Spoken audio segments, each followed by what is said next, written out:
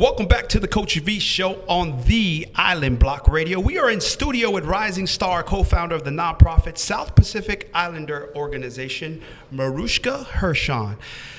Marushka, talk about being the first generation college graduate for your family, and then also the first Tahitian woman to earn and receive an undergraduate degree from Stanford University. What does that feel like? It's definitely a pressure, but also an honor. You know, getting in was the first step. Right.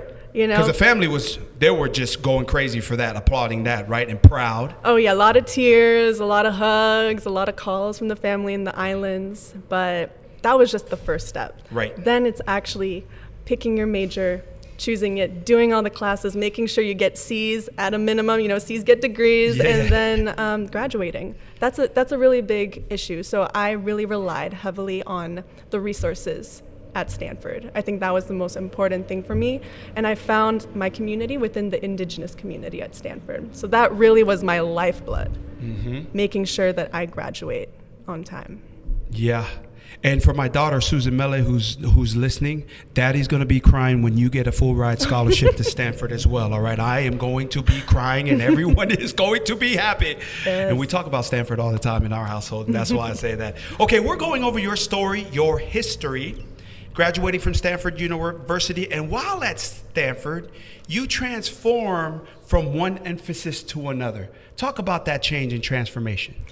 Well, when I was an admission counselor, I'd give talks about, you know, my transition a lot. And I tell students it's okay to change majors throughout college. I changed majors 5 times, and I don't even care about saying that because I just wanted to learn so much. I was like, I'm at Stanford. There's so many opportunities right here. I want to try as many things as I want. So I was a film major at first. Then I was, for a hot second, computer science. I was like, okay, that's not me, but I'm glad I tried. Well, we can tell you're younger. When you start saying hot second, the audience knows you're a little bit younger than Coach V. Yes. Okay, go ahead. Keep it going. And then I finally landed on science, technology, and society. And it was just perfect for me. You know, I got to do some classes in a lot of different majors, and I think that's where I really learned about the importance of equity in resources and recognizing that sometimes some people have less privileges than others, and I think that really helped me navigate to my work today. And then you're on campus trying to figure out your major, trying to find yourself, right? Trying to grow, learn, and all that. And then, but during that time, you connected with the indigenous people of America, the Native Americans, and then you were awarded the 2014 Stanford Award of Excellence for your community involvement and engagement. Talk about that. That was a complete surprise. I mean, I had no idea that this award existed. You know, I actually got it. I got an email maybe 1 month before graduation. And it was like an official letter, and I was like, me? Like, why did I get anything? Like, the community work that I'm doing doesn't feel like work. When you're working with family, when you're working with your indigenous community, it doesn't feel like work. And I wanted to be a good ally to the Native American, you know, other indigenous communities. And I think that's also helped me in my work today, recognizing how, you know, people can be allies to our larger Pacifica Oceania community as well. It was a very big honor. That's awesome that you felt that about the community you're working with too, because me trying to work with Tongans, it feels like double the work. And just some hashtag real talk. Some of these folks, you trying to help them do something, and they make it harder for you, like not even show up on time type of thing. But that's just some hashtag real talk. So now you're graduated, as we're talking about your story, and you work in the tech industry, but then you change your mind again. Talk about that. Yeah, so right after graduating, I actually didn't know what I wanted to do exactly. I didn't realize that community building could be, you know, a career. So I thought, okay, I'm in the Bay Area. I'm going to try to do some tech for a little bit. So I did solutions consulting at Oracle. And really, really soon after, you can tell when your values don't necessarily align with the work that you're doing, or you don't necessarily feel passionate about it, you're going to want to switch. So after a year and a half, you know, I gave it a good try. I realized that I wanted to go into higher ed and share resources and give back to our indigenous Pacifica community. Yeah, so talk about that, because I think there's a lot. I mean, there's a poll. The Gallup poll says that over 70% of Americans do not like their job. Okay? Real talk, yeah. So then for you, Because you're making good money over there at Oracle. I mean, Oracle pays well, right? I think about that a lot. I'm like, ooh. You're coming to the nonprofit world, and you're going to get there, but it starts from basically nothing. But how do you have the courage to look at your bills and then look at the amount of money they pay you and then decide to go with what you're passionate about? Talk to our audience about that. Yes. Oh, I talked about that a lot with my family and my then fiance, now husband, about, what do I value more? Making money or spending my life doing something I'm so passionate about, so passionate that it doesn't feel like work. And that felt more sustainable for me. So I thought, if I'm doing what I love, maybe eventually down the road, I could get more financial stability down the way. But I need to be smart about it. I still need to make good financial decisions. It's a life choice that I was willing to take. Yeah, right. And how old are you now? I'm 27. And then no kids yet? No kids yet. Oh, I know that's going to be expensive, so I'm holding off on that until I have a bit more financial stability. You both will be able to handle that. That shouldn't be an issue at all. And then so now you switched back into academics, went back on campus.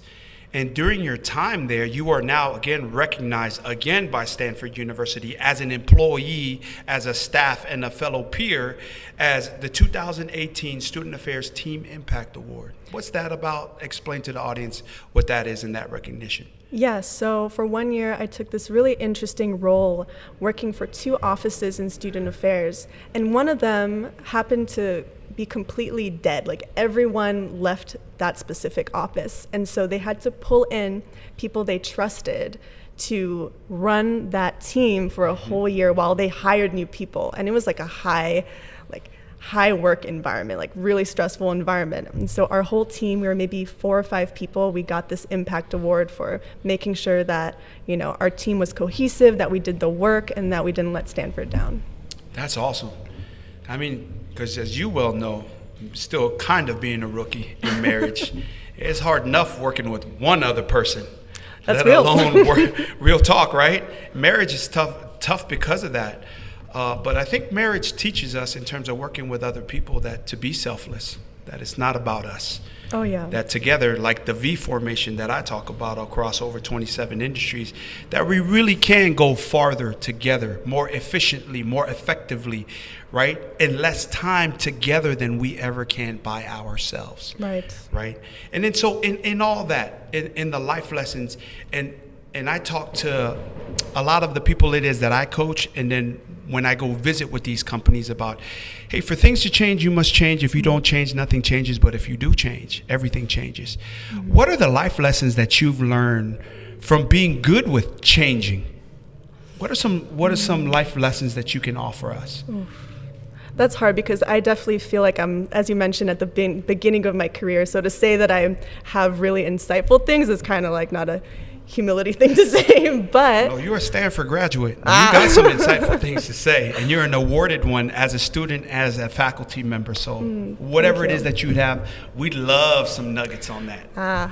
Well, the first thing that comes to mind is just being comfortable with change. That's right. Just being comfortable with the flow. Like life, you don't know what's coming at you. And probably the main thing that's kept me together, like there are roller coaster rides. Like I maybe don't like my career, in tech, so I change. My family and my then fiance, now husband, like clearly it's a testament. He was such a great support. Those were the people who really made sure that I had a strong foundation. Right, because change is going to happen to us whether we like it or not, and it's constantly happening, right? Okay, so then what are your biggest wows? Let's talk about a wow as a student. Because from an outsider, so I'm around Palo Alto a lot because my grandfather is in one of those acute centers that is right next to campus. And I look at that place with just wonder, like, wow, that's where it happens, right over there. What's some of your wows as a student about Stanford? Oh my gosh. I mean, I wish more students had experiences like this. I mean, across colleges. I mean, just the resources. It almost feels like too much for students. Like, whoa, why do I have all these resources? Why do I have access to these beautiful facilities? Like right away, you're just like, I wish more people had access to this. Right. Beautiful facilities. I mean, like you said, it's gorgeous. You just walk around. I'm on my bike every morning. I'm like, oh, this is a great day. Like today's going to be another great day. You're surrounded. Probably this is the number one thing. Being surrounded by other students who have so much creativity. And they all have this passion, and they all have interesting backgrounds and interests. Everyone wants to do something passionate and different. And so being around inspiring people makes you want to continue your path and do something that inspires you. Yeah, and here on the Coach V Show, we're all about that at Island Block Radio, because we are who we roll with, we assimilate to whom we associate, and we become who it is that we hang around. Right. And thus the theme of this show, iron sharpens iron, together we rise, or being around the wrong people will sink your ship. And that's just some hashtag real talk. So to be around champions, feel that energy, right? And that synergy. And then now as a staff member, was it that same championship experience of being around people that were all about it? Yes, absolutely. I think it's slightly different. The students, they're young. They got so much energy. They have they all want to start startups. They all want to start nonprofits. They all want to be part of these big acquisitions. It's slightly different in the staff world, but there's still this desire to create a space that helps the students. Say that again in terms of this, because not every institution embeds and seeds in their student that they are actually able to create a space. When you use that word, keep going on that. Other places, they just see the negatives and the why I can't and the speed bumps and the roadblocks, right? But at Stanford University, what you're saying is why not? Right? Exactly. That is the mentality. I would say when you get there, it's a world of opportunity. There's no, you can't do this. There are no roadblocks. It's here are resources, here are people, here are your peers. You could work on your idea together. And it's true. I wish more institutions and more people thought like that, had that mentality that I can try anything I put my mind to. Right. Yeah, I love that. Well, we're going to keep this conversation going in the next segment. You are listening to the Coach V Show on Island Block Radio. And we're going to keep this thing moving. More wisdom coming at you. Stay tuned. Where iron sharpens iron. Together we rise on Island Block Radio, the pulse of the Pacific, where paradise lives.